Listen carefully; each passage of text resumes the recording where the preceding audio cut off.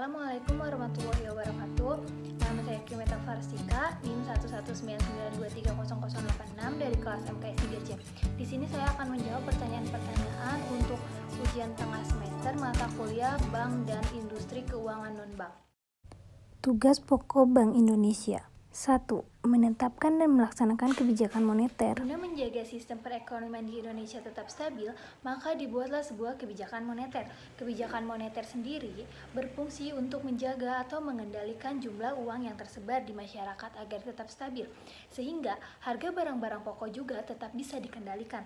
Selain itu, tujuan ditetapkannya kebijakan moneter ini adalah untuk mendukung pertumbuhan perekonomian negara Indonesia. Sehingga sebelum Bank Indonesia menetapkan sebuah kebijakan moneter, Bank Indonesia harus berunding terlebih dahulu dengan pemerintah Indonesia agar kebijakan moneter yang akan dibuat ini memiliki visi dan misi yang sama dengan pemerintah Indonesia dalam mendukung perkembangan perekonomian Indonesia. Mengatur dan menjaga kelancaran sistem pembayaran. Bagi Anda yang memiliki rekening di salah satu bank yang ada di Indonesia, tentu saja Anda sudah tahu tentang sistem pembayaran yang berlaku di Indonesia. Ada dua sistem pembayaran yang bisa digunakan di Indonesia. Yang pertama yaitu sistem pembayaran tunai dan yang kedua yaitu sistem pembayaran non-tunai. Tugas Bank Indonesia selaku Bank Sentral Indonesia adalah menciptakan sebuah aturan, standar, prosedur, dan kesepakatan yang akan dipakai pada sistem pembayaran ini. Sehingga antara satu bank dengan bank yang lainnya memiliki aturan sistem pembayaran yang sama. Dengan begitu, sistem pembayaran non-tunai dan tunai di Indonesia bisa berjalan dengan lancar. Mengatur dan mengawasi perbankan di Indonesia. Tugas Bank Indonesia sebagai Bank Sentral Indonesia selanjutnya adalah mengatur dan mengawasi perbankan di Indonesia, di mana pengawasan ini meliputi seluruh jenis dan tipe bank yang ada di Indonesia, baik itu bank asing, bank umum, maupun bank swasta. Tujuan dari pengawasan ini adalah untuk menciptakan kestabilan dalam sistem keuangan Indonesia, serta membatasi resiko dan juga biaya krisis sistemik yang mungkin akan muncul di kemudian hari. Biasanya, pengawasan yang dilakukan oleh Bank Indonesia ini merupakan pengawasan makroprudensial. Dengan tugas yang dimiliki oleh Bank Indonesia ini, maka sistem keuangan di Indonesia bisa tetap stabil untuk jangka waktu yang lama. Pengertian, tujuan, fungsi, dan tugas OJK. Pengertian OJK. Otoritas Jasa Keuangan atau yang disingkat dengan OJK adalah lembaga negara yang dibentuk berdasarkan Undang-Undang Nomor 21 Tahun 2011 yang berfungsi menyelenggarakan sistem pengaturan dan pengawasan yang terintegrasi terhadap keseluruhan kegiatan di dalam sektor jasa keuangan, baik di sektor perbankan, pasar modal, dan sektor jasa keuangan non-bank seperti asuransi, dana pensiun, lembaga pembiayaan, dan lembaga jasa keuangan lainnya. Tujuan dibentuknya OJK. Pasal 4 Undang-Undang Nomor 21 Tahun 2011 tentang OJK menyebutkan bahwa OJK dibentuk dengan tujuan agar keseluruhan kegiatan di dalam sektor jasa keuangan terselenggara secara teratur, adil, transparan, akuntabel, dan mampu mewujudkan sistem keuangan yang tumbuh secara berkelanjutan dan stabil, serta mampu melindungi kepentingan konsumen maupun masyarakat. Fungsi dan tugas OJK. OJK berfungsi menyelenggarakan sistem pengaturan dan pengawasan yang terintegrasi terhadap keseluruhan kegiatan di dalam sektor jasa keuangan. Sementara berdasarkan pasal 6 dari Undang-Undang Nomor 21 Tahun 2011, tugas utama dari OJK adalah melakukan pengaturan dan pengawasan terhadap 1. Kegiatan jasa keuangan di sektor perbankan, kedua, kegiatan jasa keuangan di sektor pasar modal, ketiga, kegiatan jasa keuangan di sektor perasuransian, dana pensiun, lembaga pembiayaan, dan lembaga jasa keuangan lainnya. Pengertian pasar modal syariah, perbedaan saham, sukuk, dan reksadana syariah, dan mekanisme transaksinya. Pengertian pasar modal syariah. Pasar modal syariah adalah sarana atau media pertemuan antara penjual dan pembeli untuk melakukan transaksi dalam rangka memperoleh modal sesuai dengan prinsip-prinsip syariah. Pengertian saham. Konsep saham merupakan konsep kegiatan musyarakah atau syirkah, yaitu penyertaan modal dengan hak bagi hasil usaha. Mekanisme transaksi saham di pasar modal syariah. Secara umum, transaksi saham dapat dibagi menjadi transaksi pada pasar perdana dan transaksi pada pasar sekunder.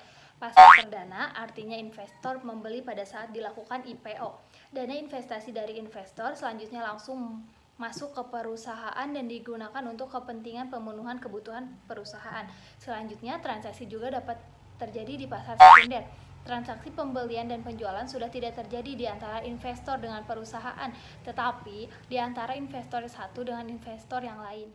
Pengertian sukuk. Sukuk adalah efek syariah berupa sertifikat atau bukti kepemilikan yang bernilai sama dan mewakili bagian yang tidak terpisahkan atau tidak terbagi atas aset yang mendasarinya, atau disebut underlying asset. Mekanisme transaksi sukuk di pasar modal syariah. Mekanisme perdagangan sukuk ada 3. Yang pertama yaitu bursa. Sukuk yang diterbitkan oleh korporasi maupun negara dapat diperjualbelikan di pasar sekunder melalui bursa. Yang kedua yaitu ada over the counter atau OTC. Mekanisme transaksi over the counter atau OTC disebut juga transaksi di luar bursa, yaitu transaksi efek antar perusahaan efek atau antara perusahaan efek dengan pihak lain yang tidak diatur oleh bursa efek, dan transaksi efek antara pihak yang bukan perusahaan efek. Yang ketiga ada non-tradable sukuk.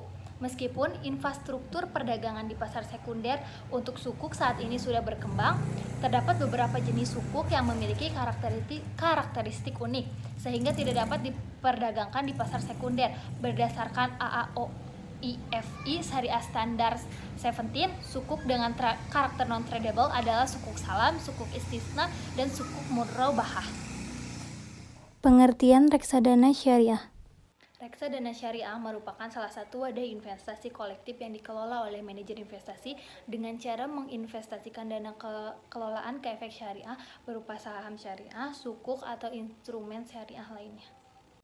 Mekanisme transaksi reksadana syariah di pasar modal syariah. Secara garis besar, transaksi reksadana dapat dibagi menjadi 3, yaitu yang pertama transaksi pembelian atau subscription, yang kedua transaksi penjualan atau redemption, yang ketiga yaitu transaksi pengalihan switching. Dalam semua transaksi tersebut dikenal dengan istilah in good fun dan incomplete application. Transaksi pembelian, subscription. Transaksi pembelian reksadana dapat dibagi menjadi transaksi pembelian pertama atau new subscription, transaksi penambahan atau top up, transaksi berkala, dan transaksi pembelian produk baru. Transaksi pembelian pertama kali atau new subscription adalah transaksi yang dilakukan oleh investor pertama kali atau sering disebut juga dengan transaksi new account. Transaksi penambahan atau top up adalah penambahan saldo atas reksadana yang dimiliki oleh seorang investor. Investor dapat dengan bebas melakukan penambahan kapan saja tanpa ada ikatan jumlah dan waktunya sepanjang lebih besar dari minimum pembelian yang ditetapkan oleh masing-masing manajer investasi. Kemudian transaksi pembelian atau investasi berkala adalah transaksi yang dikhususkan bagi investor yang tidak ingin repot dan menginginkan agar dana bisa dipotong setiap bulan dari tabungannya secara langsung atau otomatis, atau disebut juga auto debit.